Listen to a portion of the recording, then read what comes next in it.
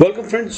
सो उम्मीद करता हूँ कल का वीडियो देखा होगा और खूब मजे कर रहे होंगे। सब कुछ बताया था, आज भी इनफैक्ट यहाँ तक बताया था कमेंट्री में कि आपको भाई शक्तिकांत दास की स्पीच आएगी, उसके बाद मार्केट पलटती हुई नजर आएगी, भूचाल आएगा, जिस तरफ जाना है उससे पहले दूसरी तरफ जाएगी, फिर वो उस तरफ आएगी जिस तरफ उसको असल में जाना है। आपको बताया था फिन निफ्टी और बैंक निफ्टी जो है वो खतरनाक खेलेंगे, और बोला था मिड कैप निफ्टी स्ट्रांग है, बोला था क्लोजिंग बेसिस पे मार्केट साइडवेज रहेगी। सब कुछ होता हुआ नजर आया, और बाकी लेवल्स तो भाई हर रोज जो बताता हूँ वो तो काम करते ही हैं, उन्होंने भी काम करा। सुपर, आई होप आपने इसका फायदा उठाया होगा। बट बाकी कल जो है वो और भी इंपॉर्टेंट दिन है, और उसके बारे में भी मैं वैसे ही बताऊंगा जैसे हमेशा बताता हूँ। आइए शुरू करते हैं आज का video. Before we do that I request you go to the disclaimer आपके सभी नाम, जरूरत हो तो वीडियो को पॉज कर पढ़ें। भाई कल के लिए सबसे पहले तो इम्पोर्टेंट देखो, जो इवेंट्स हैं, ग्लोबल इफेक्ट, यूनाइटेड स्टेट्स का इन्फ्लेशन का डेटा आना है कल। हालांकि वो आएगा मार्केट बंद होने के बाद, सो भाई देर से पता चलेगा, तो वो इम्पैक्ट परसों डालेगा। तो एक इम्पॉर्टेंट इवेंट है कल, उसका ध्यान रखिएगा। इसके अलावा बहुत सारे इवेंट्स हैं जो हमारे अपने हैं और यहाँ पर होने वाले हैं, और कुछ ग्लोबल भी हैं। वो क्या क्या हैं? Petroleum product consumption, mutual fund equity inflows, ये बहुत इंपॉर्टेंट है, ठीक है। कितना पैसा म्यूचुअल फंड से आ रहा है, कितने लोग रिटेल वाले पैसा डाल रहे हैं, life insurance premium, NREGA demand, corporate bond issuance, ये सब छोटी छोटी चीज़ें हैं, लेकिन ये सब आएंगी। और ये सारा डेटा कुल मिलाकर एक collective picture of the economy देता है, जिसे एफआईएस तो खास तौर पर रीड करते ही हैं, डीआईएस भी उसको डीकोड करने की कोशिश करते हैं, और उससे मार्केट में क्या एरिया है उस एरिया में जाने की कोशिश करते हैं जहां पर इंप्रूवमेंट आएगी या जहां पर पैसा ज़्यादा बनता नजर आएगा। हालांकि बहुत बड़े इवेंट्स नहीं है, बड़ा इवेंट तो इन्फ्लेशन ही है यूनाइटेड स्टेट्स का। इसके अलावा इटली का इंडस्ट्रियल प्रोडक्शन, और साउथ अफ्रीका का और टर्की का भी इंडस्ट्रियल प्रोडक्शन आता हुआ नजर आएगा। इसके बाद हो जाएगी मार्केट शांत। इसके बाद 14 अक्टूबर को है असली वाला खेल जो होगा, वो है सीपीआई इन्फ्लेशन और WPI होलसेल प्रोडक्ट इंडेक्स जो होता है, WPI इन्फ्लेशन डेटा, ये 14 अक्टूबर का आएगा। इस दिन से मार्केट शायद पलटती नजर आएगी मेरी समझ से। और अगर 14 तारीख के बाद मार्केट ने पलटी मारी और ऊपर जाना शुरू करा स्ट्रांगली, तो फिर ये दिवाली तक पलट के नहीं देखेगी। कम से कम अगले 15 दिन जो है वो बहुत स्ट्रांग होंगे, ऐसा समझ सकते हैं। हाउएवर जो डेटा बनेगा उसके बारे में तो मैं बताता ही हूँ, बताता रहूँगा। So stay tuned and connected. बाकी आइए चलते हैं आज मार्केट में क्या हुआ उसको देख लेते हैं। उससे पहले इंपॉर्टेंट लेवल्स नोट कर लीजिए। फ्यूचर के लेवल्स रोज बताता हूँ, किसके ऊपर आपको समझ में आ रहेगा कि बुल्स हैं और किसके नीचे समझ में आएगा बियर्स हैं। तो भाई इस तरह से अगर हम देखें तो निफ्टी फ्यूचर का लेवल 25,212 निकलता है। अगर इसके ऊपर जाए तभी सोचिएगा कि बुल्स में ताकत है, अदरवाइज किसी भी जगह से वापस फॉल हो सकती है। वो पॉइंटर भी मैं चार्ट पे निफ्टी स्पॉट के तो आपको बताऊंगा, उनको नोट कर लीजिएगा। बैंक निफ्टी के लिए क्या इंपॉर्टेंट एरिया? 51,580।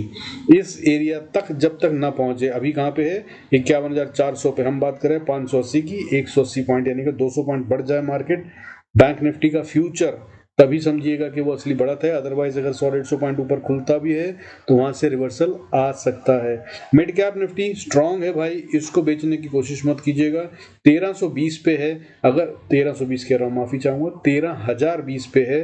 अगर ये 13,000 को तोड़कर नीचे आता है तब इसको समझिएगा कि इसमें कभी, चाहे मार्केट में सेल भी आ रहा हो, ठीक है, मार्केट चाहे नेगेटिव हो, तब भी 13,000 के नीचे अगर ये आए तभी कंफर्म समझिएगा कि ये भाई नेगेटिव है या इसमें सेल का अपॉर्चुनिटी ढूंढ सकते हैं। अदरवाइज अगर मैं ठीक समझ रहा हूं तो इसको बढ़ना है, और अगर इसको बढ़ना है तो भाई ये 13,000 के नीचे आएगा नहीं। 5-10 पॉइंट ऊपर नीचे हो सकते हैं, लेकिन ये 13,000 को अब सपोर्ट बनाएगा स्ट्रांग वाली, ऐसा समझ में आ रहा है मुझे इसको देखकर। हालांकि डेटा ऑप्शन चेन वगैरह में कुछ नेगेटिव है, समझ में आ रहा है कि गिरावट अभी आती हुई नजर आ रही है, बट मिड कैप में लग रहा है कि वो गिरावट असर नहीं डालेगी। बाकी खैर फिन निफ्टी का इंपॉर्टेंट लेवल सुन लीजिए। फिन निफ्टी के फ्यूचर का अगर आप खेलते हैं तो 23,770 ये होगा important level for the future. अब अगर इसको पार कर ले तभी बाय करना है, नहीं तो भाई ये कहीं से भी गिर सकता है। फिसल रहा है और ये हो सकता है कि अभी वहां तक जाए ही नहीं और उससे पहले गिरता ही रहे। मार्केट में कमजोरी अभी भी बनी हुई है। कल मार्केट में एक खतरनाक दिन होगा। अगर गैप अप होता है तो और भी ज्यादा नुकसानदेह हो सकता है, अगर उसके बाद मार्केट नीचे चलती है तो। हाउएवर अगर गैप डाउन होता है, नीचे की तरफ मार्केट खुलती है और उसके बाद रिकवरी शुरू करती है, तो वो माना जा सकता है, या डेटा जैसा बनेगा उससे देखा जा सकता है कि मार्केट में कितना दम है, और हो सकता है मार्केट वहां से रिकवरी लेती नजर आए। हाउएवर अगर नीचे की तरफ चलती है, जहां पे ओपनिंग होती है 15 मिनट की कैंडल और उसके बाद अगर वो लो तोड़ती है अपनी 15 मिनट की कैंडल का, तो भाई सेल में बैठा जा सकता है। एक ट्रेड की ट्रिक होती है, एक ट्रेड सेटअप होता है, ये उस सेटअप के तहत बता रहा हूँ कि कल के लिए वो सेटअप सबसे अच्छा काम कर सकता है।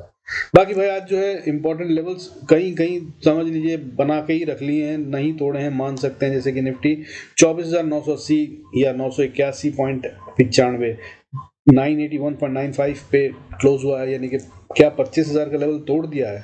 क्या ऐसा मान सकते हैं?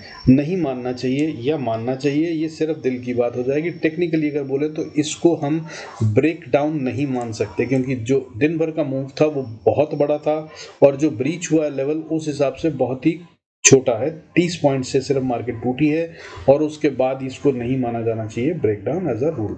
हाउएवर तोड़ तो दिया ही है, तो कल भाई इंपॉर्टेंट लेवल नजर रखिएगा। हालांकि आज की रेंज इसकी बहुत बड़ी थी और गेम सेट किया गया है, कल इसकी एक्सपायरी है, खेल बड़ा होगा। 286 पॉइंट्स का गेम था जिसके बीच में ऑब्वियसली बात है शक्तिकांत दास के नाम पे या आरबीआई पॉलिसी के नाम पे आज खेल लिया गया, लेकिन इसमें ये तैयारी पहले से चल रही थी जो कि अब कल दिखती नजर आएगी। 24,947 का लो मारा और क्लोज 981 पे हो रही है, तो very close to the low है, तो कमजोरी के साइन दिख रहे हैं, इसमें भी कोई शक नहीं है। हाई जो था वो 25,234 का मारा था, 25,234, वहां से 250 पॉइंट से ज्यादा शेड कर दिए और नीचे आ गई, तो कमजोरी के साइन है।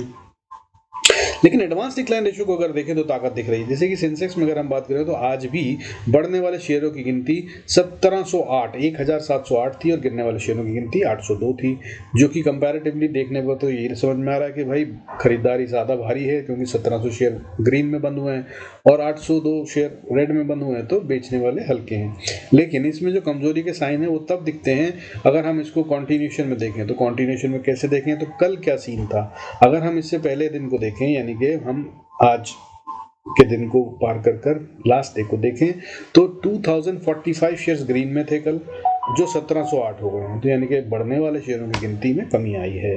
और गिरने वाले शेयर 474 थे, वो 802 हो गए हैं, तो गिरने वाले शेयरों की गिनती पे बढ़त होती नजर आ रही है। सो भाई ये सब कुछ साफ बता रहा है कि मार्केट में दोनों तरफ का गेम चल रहा है। बाकी मुझे जो दिख रहा है वो अभी फिलहाल और कमजोरी दिख रही है, और जैसा मैंने कहा था कि पहला अपमूव बाय नहीं किया जाता। सो भाई ये पहला अपमूव है। कल के वीडियो में मैंने ये भी कहा था कि परसों के वीडियो में कि ये छूटता हुआ नजर आएगा, तो ये बढ़त आ गई है, अब ये दोबारा छूटेगी। अब देखना ये है क्या ये प्रीवियस लो को सस्टेन करती है, अगर उसको तोड़ती है तो ये और बड़ा फॉल हो सकता है। अनदर निफ्टी की बात करूं तो 500 से 1000 पॉइंट छूट सकता है निफ्टी, और बैंक निफ्टी की बात करूं तो 2-2.5 पॉइंट और छूट सकते हैं, अगर अब ये प्रीवियस लो यानी कि जो पिछला फॉल आया अभी हमारा रिसेंटली कल के अपमूव को छोड़ दिया जाए तो जो उसने उसका लो बनाया था उसका लो नहीं टूटना चाहिए। वो मैं चार्ट पे आपको समझाऊंगा, उनको देख लीजिएगा। खैर आगे चलते हैं। बैंक निफ्टी की बात करें तो भाई 51,007 पे बंद हुआ है, मतलब 51,000 के लेवल को सस्टेन कर लिया। हालांकि अगर कलर के हिसाब से देखा जाए तो ये रेड में ही बंद हुआ है। गिरावट जो है वो ना के बराबर है 14 पॉइंट की, बट अगर वैसे देखा जाए तो खेल बहुत बड़ा था। 803 पॉइंट की रेंज में काम किया है इसने। आज का जो हाई मारा है इसने 51,707 का, और अगर लो की बात करें तो 50,903, मतलब 800 पॉइंट इसने खिला दिए। और क्लोजिंग कहाँ हुई है, जहां पे कल था वहीं आज है, ऑलमोस्ट सिर्फ 14 पॉइंट का अंतर, जो मतलब मैंने कहा था साइडवेज का खेल तो होता हुआ नजर आया। अच्छा अब इसके आगे कमजोरी के साइन में जो बता रहा हूँ, क्यों बता रहा हूँ, उनमें से एक कारण और है जो आपको समझा दूं यहाँ पे। भाई आज जो है ना डीआईएस की बाइंग कमजोर हो गई है। कल तक ये बाइंग कर रहे थे, जितना बेचा जा रहा था उससे ज्यादा आज बेचा गया एफआईएस के द्वारा। 4,562 करोड़ से थोड़ा ज्यादा माल बेचा, लेकिन इन्होंने कंपैरेटिवली 3,508 करोड़ का माल खींचा, यानी कि कुछ शेयर हैं जिनको इन्होंने पब्लिक को चिपकने दिया। ये सोच लिया कि भाई जाने दो इन शेयरों को, तो कमजोरी है, इनको हम नहीं उठाएंगे। ऐसे कुछ शेयर बेचे गए हैं आज और वो पब्लिक के पास चले गए हैं, तो 1,000 करोड़ का माल लगभग पब्लिक के पास गया। तो ये संकेत तो मैं आपको बता रहा हूँ कमजोरी का होता है, तो इसीलिए मार्केट और कमजोर दिख रही है मुझे। आगे भी गड़बड़ हो सकती है। बाकी अगर सेक्टर वाइज देखें तो आज बढ़ने वाले सेक्टरों में भाई ताकत थी। जो सबसे ज्यादा बढ़ने वाले सेक्टर थे वो फार्मा सेक्टर था और रियलिटी सेक्टर और हेल्थ केयर। रियलिटी सेक्टर सबसे ज्यादा 2.15% बढ़ता नजर आया, फार्मा सेक्टर की बात करें तो 2.04% और ये दोनों सेक्टर 2% से ज़्यादा बढ़ते नजर आए। हालांकि हेल्थ केयर इनके पीछे पीछे और स्मॉल कैप भी थे जो कि 1.85 और 1.28% रेस्पेक्टिवली बढ़ते हुए नजर आए। बात करूं अगर मतलब सबसे कम बढ़ने वाले सेक्टर तो वो थे निफ्टी मेटल जो कि 0.06 मतलब किसी तरह से ग्रीन में बंद हो गया, 0.06% बढ़कर बंद हुआ है। तो ये था सबसे लोएस्ट बढ़ने वाला सेक्टर। उसके बाद आईटी सेक्टर जो कि 0.55% बढ़ा है। लेकिन यही तो है जो असल में हमें ताकत दिखा रहे थे, हमें लग रहा था कि यही तो है मार्केट को उठाएंगे, और लग नहीं रहा। गणित कहता है, फंडामेंटल्स कहते हैं कि ये वो जगह है जहां पे बढ़त आती नजर आनी चाहिए। इसके अलावा एनर्जी सेक्टर है, तो एनर्जी सेक्टर की बात करें तो भाई एनर्जी सेक्टर में भी आज बहुत बड़ा खेल हुआ नहीं है। एनर्जी सेक्टर कहाँ था आज? एनर्जी सेक्टर आज रेड में था। आज सबसे ज्यादा गिरने वाला सेक्टर की अगर हम बात करें तो वो हमारा एफएमसीजी सेक्टर था जो कि 1.57% टूटा है। और अगर सेकंड बिगेस्ट फॉल की बात करें तो वो एनर्जी सेक्टर था जो कि 0.80% टूटता हुआ नजर आया। और थर्ड की बात करें तो वो सेंसेक्स था, हालांकि वो सेक्टर नहीं है लेकिन सेक्टर वाइज देखना है तो इंफ्रा सेक्टर, सेंसेक्स 0.21% और इंफ्रा 0.13% टूटते हुए नजर आए। तो अब बात यह है कि भाई जो मजबूत होने चाहिए, एफएमसीजी में मैंने आपको कई बार बताया कारण ही नहीं होता गिरने का, इसको तो गिरना नहीं चाहिए, बट ये आज सबसे ज्यादा गिरता नजर आया। बात करें अगर, और आईटीसी में कमजोरी थी आज, इसमें कोई शक नहीं है। और अगर बात करें एनर्जी सेक्टर की तो भाई आने वाले समय में कुछ भी डूबे, एनर्जी तो चाहिए चाहिए, चाहे वो कंप्यूटर चलाओ, लैपटॉप चलाओ, इलेक्ट्रॉनिक गाड़ियां चलाओ, बैटरी वाली गाड़ी चलाओ, फैक्ट्रियां, कंप्यूटर, ऑफिसेज, आईटी, कुछ भी की बात कर लो, बेसिक एनर्जी है भाई। बिजली तो चाहिए ना, तो एनर्जी सेक्टर भी नहीं टूटेगा कभी भी। मैं फिर बता रहा हूँ, आज एक्सप्लेनेशन भी दे दी है, वरना मैं अक्सर रोज बताता था कि भाई इंपॉर्टेंट सेक्टर है। जब भी इसको लॉन्ग टर्म इन्वेस्टर देखें तो इसी में सोचें कि बाय करके रखें, क्योंकि अगर आप 5-10 साल की बात करें तो 5-10 साल में हमारी जो रिक्वायरमेंट ऑफ एनर्जी है वो मल्टीफोल्ड हो जाएगी। जो अभी के बढ़िया प्लेयर हैं ऑब्वियसली ये भी कैपेसिटी बढ़ाएंगे, इनकी इनकम बढ़ेगी तो बढ़िया ही होगा। बाकी खैर आगे चलते हैं। इसके अलावा अगर हम बात करें तो चार्ट्स क्या कह रहे हैं, चार्ट्स में देखिए कहानी ये निकल रही है कि कहानी अभी कमजोर सी दिखती है। कहां पे कमजोरी दिख रही है? आईटी में तो नहीं, खैर मैं सॉरी माफी चाहूंगा। कमजोरी जो दिख, हाँ तो भाई कमजोरी दिख रही, कमजोरी कहाँ दिख रही है? सबसे ज्यादा मुझे फिन निफ्टी में दिख रही है। देखिए सबसे पहले तो ये डेली कैंडल है भाई, देख लीजिए डेली कैंडल का फॉर्मेशन ऑफ द कैंडल जो है वो सबसे खतरनाक है। हालांकि सब जगह हर इंडेक्स में यही कैंडल बनी है, लेकिन ये कैंडल जो है ये भाई कहानी जो कह रही है वो ये कह रही है कि ये बहुत ही भयंकर अटैक ऑफ बियर्स था और बुल्स बस किसी तरह से बचा ही पाए हैं।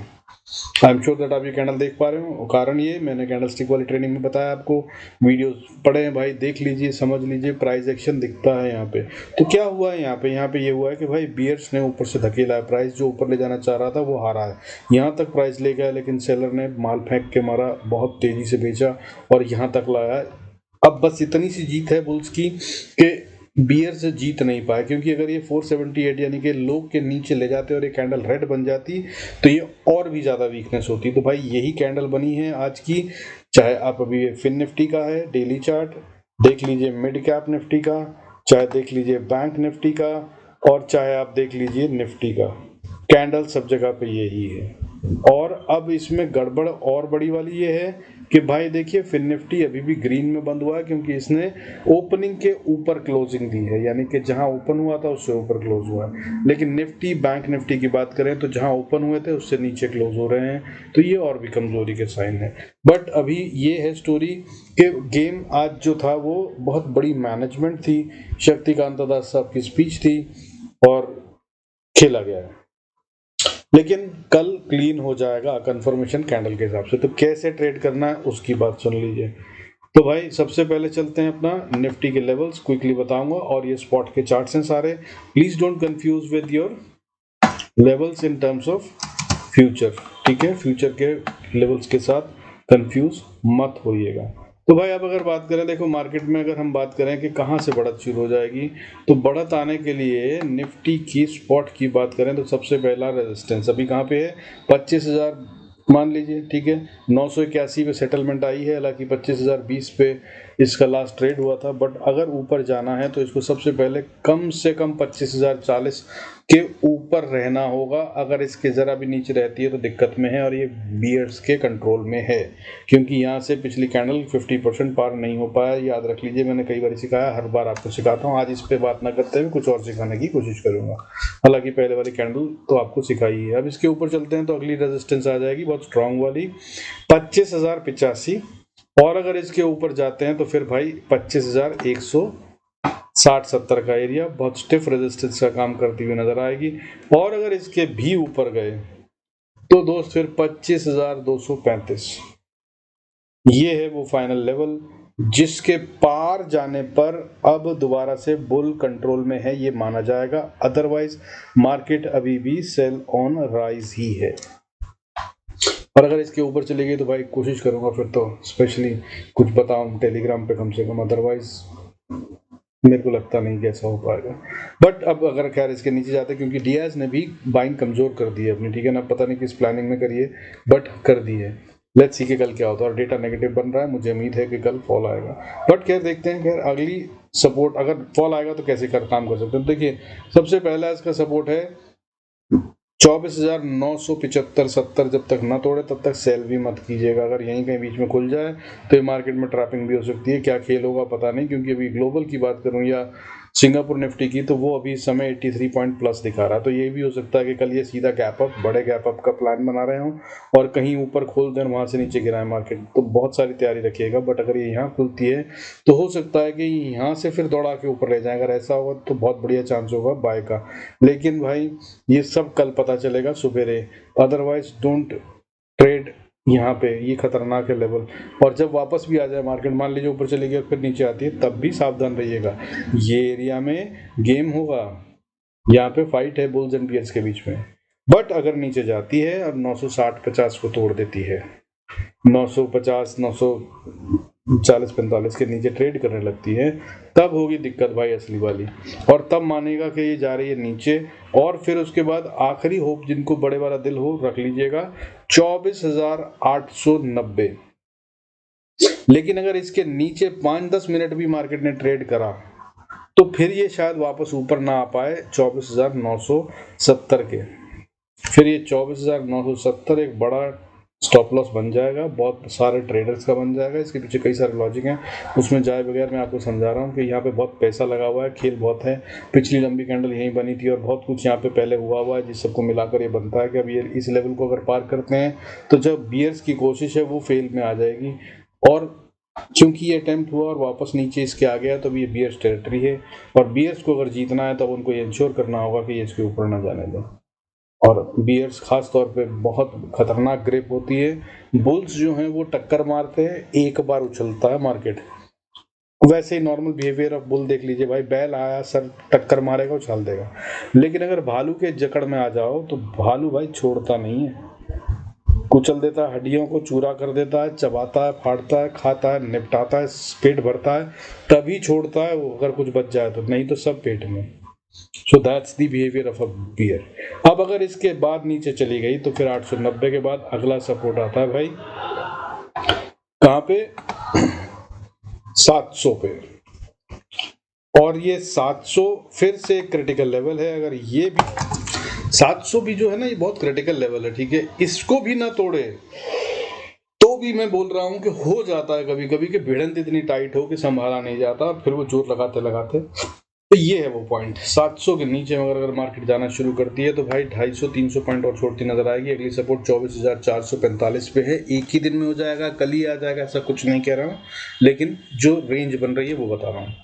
अब इसके अलावा भाई बैंक निफ्टी का भी ऐसे देख लीजिए। बैंक निफ्टी के लिए अगर हम बात करें तो खैर अब तो इसको जरूरत नहीं है, हम डिलीट कर सकते हैं ना, ज्यादा ही गंदगी हो रखी है यहाँ पे। तो भाई बैंक निफ्टी की तो कहानी ऐसा है कि स्टोरी ट्विस्टिंग है।